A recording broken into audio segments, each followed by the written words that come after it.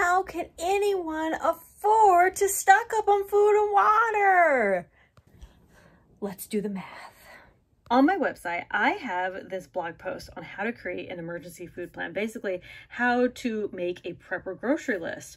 So right here, down here, you create your emergency food plan.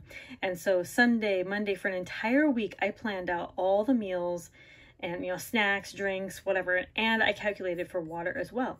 So, okay, then I went down here and I did a grocery list based off of this food menu. So I went wee. Okay, so we're going to do that. Now, I'm going to go to walmart.com and I'm going to figure out, I'm going to find the cheapest stuff and I'm going to put it on the grocery list, and I am going to then have Walmart do the calculations for me. All right, so I just went to Walmart and I added everything that I had on this list. Now, the only thing I didn't add on the list was the freeze-dried, the eggs. That's going to be anywhere from $10 to $100. It just kind of depends on the size. Like, you can get a little tiny bag of like the Ova Easy eggs for like $10. Otherwise, you can get like buckets for anywhere from $50 to $100. It's something like that. So I just didn't add that. I did not add the water, but if you average $1 a gallon, it's going to be an extra $40. And then I didn't add the powdered butter. I get a number 10 can of powdered butter from Augustin for about $20 usually. So, okay, those are the only few things I did not add, but everything else I added. So just add any additional for these eggs or whatever. And keep in mind, this is a pretty good variety, okay? This is a variety of food. I'm not just getting beans and rice, you know, like if you're just gonna go buy beans and rice, you're gonna be spending a lot less money. But here is my total. My total is $70 for everything. I have 37 items on here.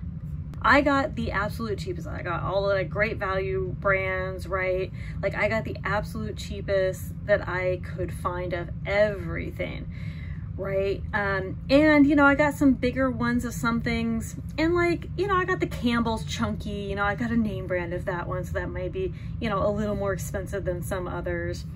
You know, I got an 18-ounce strawberry jam. You know, I got a smaller pack of the mashed potatoes. Canned meats, you know, are always going to be a little more expensive. Let's get back a little bit. Okay, so, you know, I got fruits. And, you know, the thing is, as you're going through this is going to be 1 week's worth. But it's not going to be just 1 week's worth. Like, a lot of this will be, but this popcorn will last more than a week unless you're eating it literally every single day. You know, that rice will probably last more than a week. This peanut butter maybe lasts more than a week. You know, again, unless you're eating it like every single day, every single meal, stuff like that, depending on your food menu plan or your plan or whatever. The canned foods and things, I think, are the only thing that would definitely last the week, you know, of your emergency preparedness or whatever. But like this 80 ounces, this is a 5-pound bag. This could last the week. It just kind of depends on how much rice you eat, you know, or whatever plan you have. These tea bags, it's 100 tea bags, so I'm not going to use 100 tea bags in a week, so I'll have that much longer. This is 400 ounces. I think that's the 25-pound bag, and that will last me about a month if I'm doing like all the baking myself. So, you know, of all the breads and everything. So, you know, about that can last, you know, $7 to last me a month-ish. That's pretty good. And then the yeast, I'll probably need more yeast, to be quite honest with you. You know, I did 2 packs, and if I'm, you know, I don't have to do a yeast bread every single time I bake, but, you know, it'd be nice to have more. Here's the biggest thing. While that totaled to $70, I don't have to buy that all at once. In order to get that week's supply of food storage that I laid out, I can buy it a little at a time.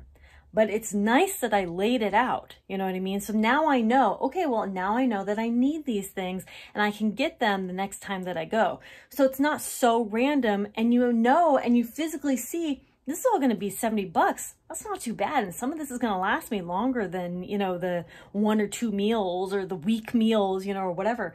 So, you know, think of it in terms of that. And the more that you can really niche it down, you know, like if you want to just go buy powdered cheese, the powdered milks and the powdered butters and then like a bunch of pasta. There, you have your own mix to make mac and cheese all you want. So you don't have to buy the box mac and cheese, you know, because you're still going to need, you know, the milk and the butter and stuff like that to mix it all together.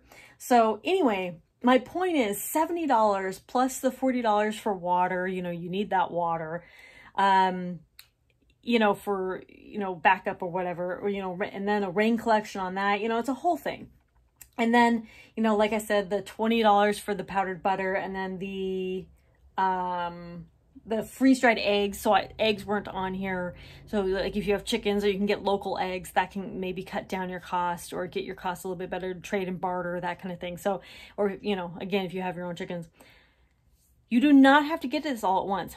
But I think seeing it all together and seeing, wow, you know, that whole week's is going to be $70. Again, that's a variety. And again, that some of that stuff is going to last longer than that week.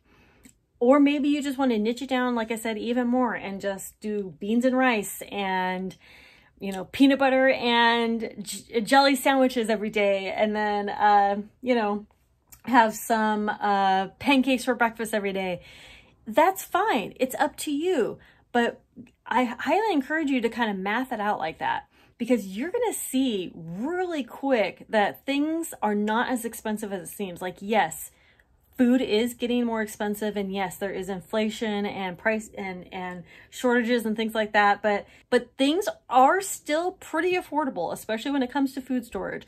And starting today, starting now, starting at your next grocery visit, the next time you're at the store, go get some a few of the extra foods that you already eat. You don't have to do this prepper plan. I'm going to put the link down below though. I only do grocery hauls on my member site. So if you go down in the description down below and sign up for my membership area, I only show my grocery hauls on the membership area. I just feel it's a little bit safer for me and whatever. That's the whole point. Store what you eat. And that's why I made this menu plan. And that's why I encourage people to make a menu plan and to then, you know, really, you know, step line by line, say, okay, well, after this menu plan, this is the food that I need to prep for that menu plan. Of course, your menu plans can always change. So mix up your food, but make sure that you're just getting the food that you eat. That's all that's important. So I hope that this was interesting, at least, you know, a really nice way to start, you know, or keep up that preps, whether you're starting out or whether, you know, you're just like, wow, it just seems like so much money. I think the biggest concern that you're going to have is storage, because, you know, all that food, you're like, boy, that was only a week. Where's that all going to go, right? If you ever have any questions, don't hesitate to let me know. And please, I would love to see you at the membership site. We have weekly challenges and a whole bunch of content libraries always growing. Thank you all so much for watching Conquer Tomorrow by Preparing Today, and I'll talk to you all later. Don't ever hesitate to ask me any questions, comment down below. I'll talk to you later. Bye.